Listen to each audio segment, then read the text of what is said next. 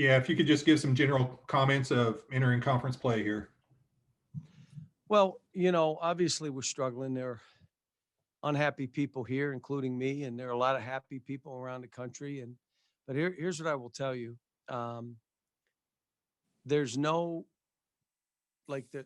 You would think locker room issue, player issue. There are none. I mean, we had an issue with one of our players, sent him home, and he's back now. Smile on his face instead of angry, and that he's smiling on his face, happy. Told the team, "Don't do what I did. You don't want to go home. I mean, this is where you want to be." Um, they want to be coached. Um, they're fighting. They're defending. They're rebounding. We turn it over too much. We're working on that. The biggest thing, we miss a lot of shots, but our execution on offense has got to get better, and we got time to continue to work on it. But the frame of mind, I've had a lot of more individual, how you feeling? Where's your mentality? I told each of our players, man, be with at least one of our coaches, even if you got to go stay with them. Just, this stuff is different. I'm always asking how you're feeling. Where are you mentally? But, I haven't lost any faith in the team. I wish we would have won a couple games. It's kind of like buzzard luck. Nothing will die. We can't kill anything. And this shot misses by this shot, we don't finish a game, we turn it over here. But most of it is self-inflicted. But I'm happy they're fighting. I'm happy, and now we got to finish off a game, and it's not going to get easier. We're in a tough league. It's going to be hard. So we're going to have to go. No one is going to give us a game, and no one feels bad for us. We're going to have to go take one. And so that's the mentality. But I'm focused again on how do we get the execution offensively so we can get better shots we can make. Okay, our first question is from John Hale. Hey, Cal, is it still possible that you add a game midweek? And just what were the conversations like? I know you said Saturday that this is a team that needs to play more games. Was that an option, and is it still one? Yeah, it was. I mean, there were two teams in the MTE that we had that didn't play. Detroit, and their league would not let them play. And Hartford, who was in the MTE. And we thought about it. But, the other side of it is we were going back and forth. And I'm like, do we really want to prepare for another team when we're concerned about our team? And there are things that we got to get better. We got to execute better. Here, I'll give you an example. We had about 10 stops in a row. And we come up dry, like 8 out of 10. You can't.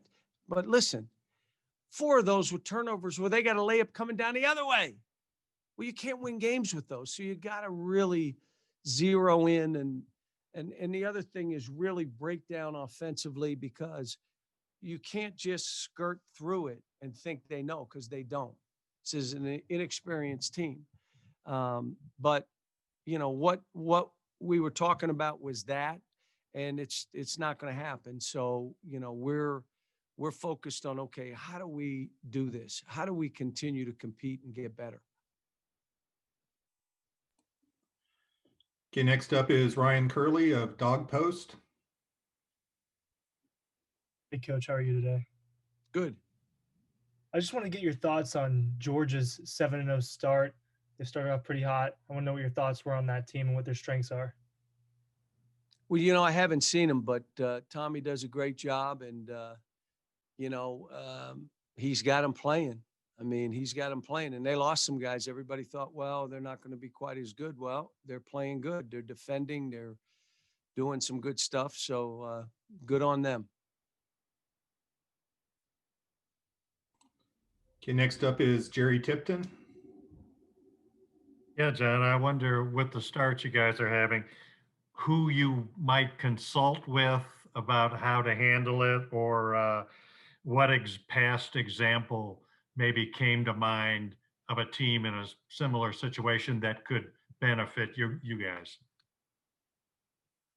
Well, I've had a lot of friends of mine call and just say, my team started this way. We lost 5 in a row and went on to win a national title. My team, we were 5-7 and then went on to win the Big Ten. And my team was this. There are all multiple examples.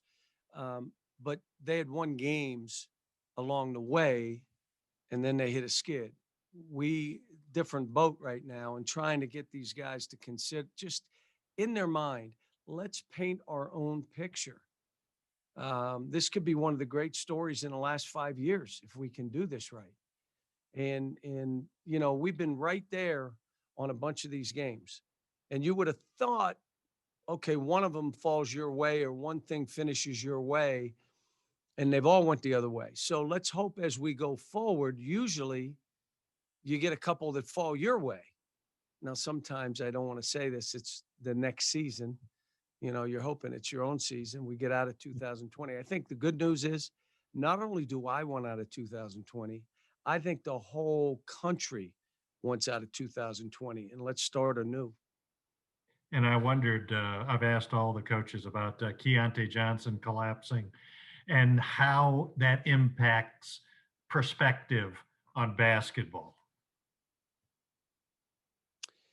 Well, I had it with Marcus Camby when I was at UMass. Fell out right before he was in the hallway getting ready for the game where he was walking out in the St. Bonaventure game up there, and it happened.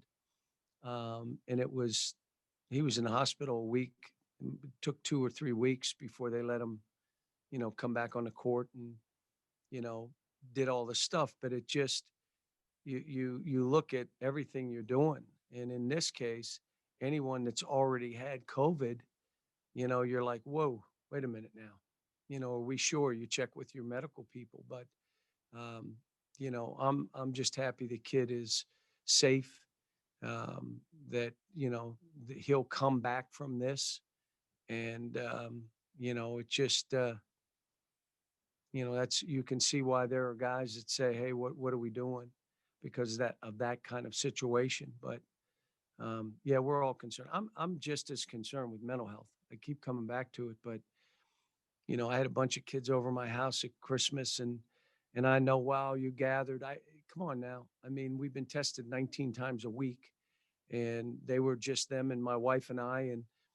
But I just think it's important. I've had guys come stay at the house. This stuff is, and for me, I haven't been through many years like this, but I've been through stretches, but not the beginning of seasons like this. And I'm feeling okay, but you sit there and you're not feeling like you normally do. What are these kids feeling like here, where it's like the weight of the world on their shoulders? And I want to let them know, come on now, we're going to be fine. We're going to get better. And the other thing is, I say it all the time, there are fans that are really into this, will be all for these kids. There are others that won't be. And my hope is they're on me about it. And the start and all the other stuff be on me. Don't let these kids alone. This is hard enough getting through COVID. Being at Kentucky, where we're 1-6 and whatever, and there's celebrations after beating us. I mean, literally, not just one team like going crazy. We beat Kentucky. Well, yeah, we're 1-4 and 1-5 and 1-3. I mean, so it is what it is. You're at Kentucky. It's added. So I think, Jerry, it's not just that COVID, cardio, my life. What's it called, Eric? Myocarditis. Not just that. I'm talking mental health too, and I'm probably doing more things together with my team, knowing that if something happens, it may slow us down, but I think it's important. Thanks. Okay, next up is Larry Vaught. Yeah, John, when you talked about Cam'Ron coming back and being on the team, can you talk a little bit about your conversations with him? Because you said you had some expectations he had to make sure he was going to meet, and how did those conversations go? Yeah, we did a call with his mother, his high school coach, and me and Cam, and I told him what the expectations were. And I'll just go over one. One, I told him, you may not play a minute this year. How are you going to deal with that? What if you don't play? And I wanted everybody to hear that so that we understood that, this is for the long haul. This is to get you to change. And there were a couple other things that I said to him that, I absolutely expected. that if you wanted to be a part of it, this is how this would be. And he was great. I mean, I think the kid feels bad, but he had to have a wake up call. And so, the conversation, he came in, hugged me, and coach, I'm telling you, I'm going to be a different guy. Perfect. Because that's why you do things. I'm not doing it to prove a point. And all of you on this call know I discipline kids, and not one of you on here ever know it. So then it became, well, why this? Well, obviously it went to a length that with it disciplining within wasn't working. So, and he's not a bad kid or any of that. So, but he's back now. And now he's back, and the team, they all were happy he was back. They knew he needed to change. And we move on. And now it's a blip in the screen, and, we still got some injured guys.